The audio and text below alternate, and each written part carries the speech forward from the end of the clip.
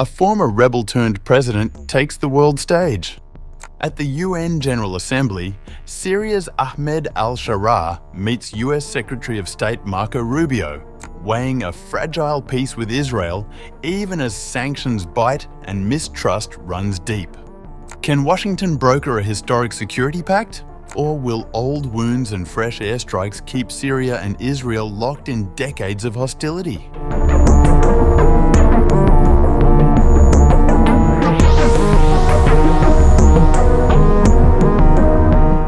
US Secretary of State Marco Rubio met with Syrian President Ahmed Al-Sharaa on September 22nd and discussed Israel-Syria relations during their meeting on the sidelines of the UN General Assembly in New York.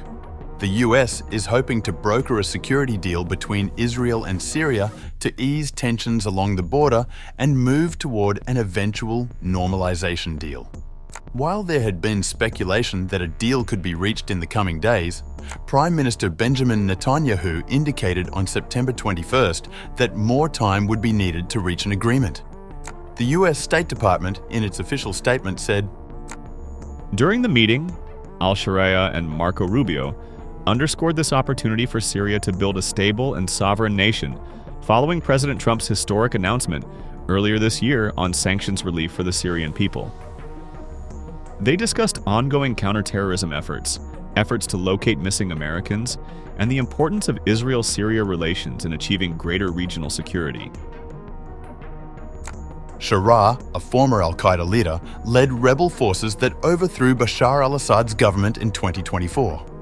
Sharaa, the first Syrian president to participate in the General Assembly since 1967, is expected to deliver his first address at the General Assembly, which opens its 80th session on September 23rd.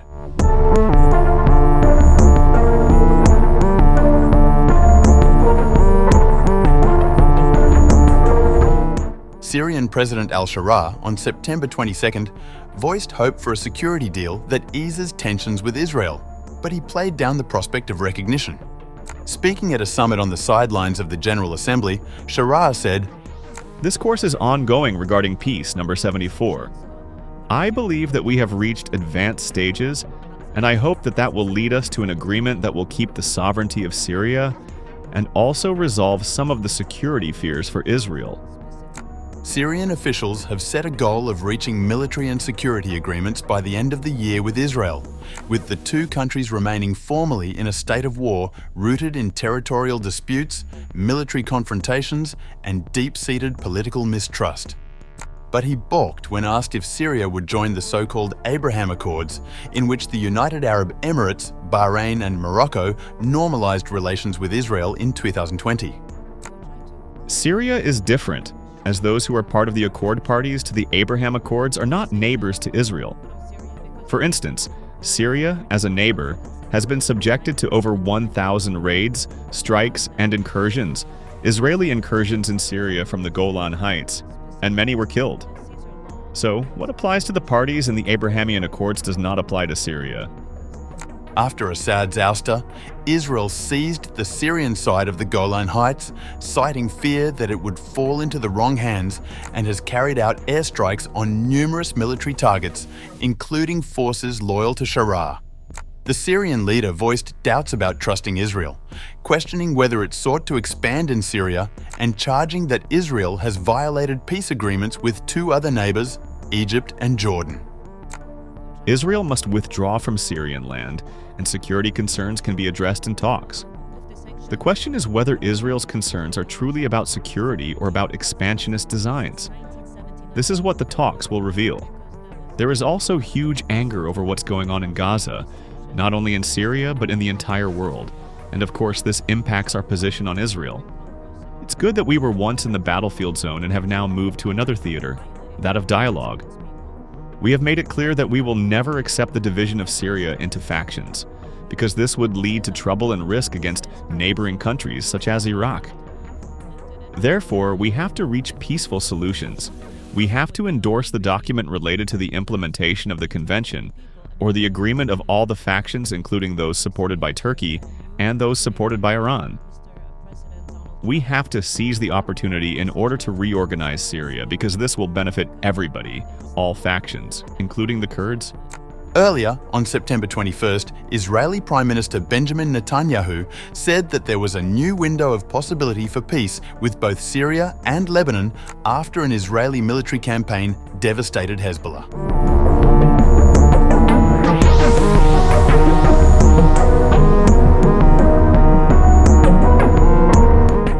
Speaking at the United Nations General Assembly, Syrian leader Al-Sharaa has renewed his call to the United States to formally lift sanctions imposed on his country.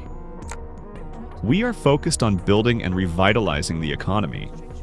Also, we have a lot of human resources. Syrians are people who love work, and they have diverse expertise. And in its nature, in the genetics of the Syrian people, they are commerce and trade people.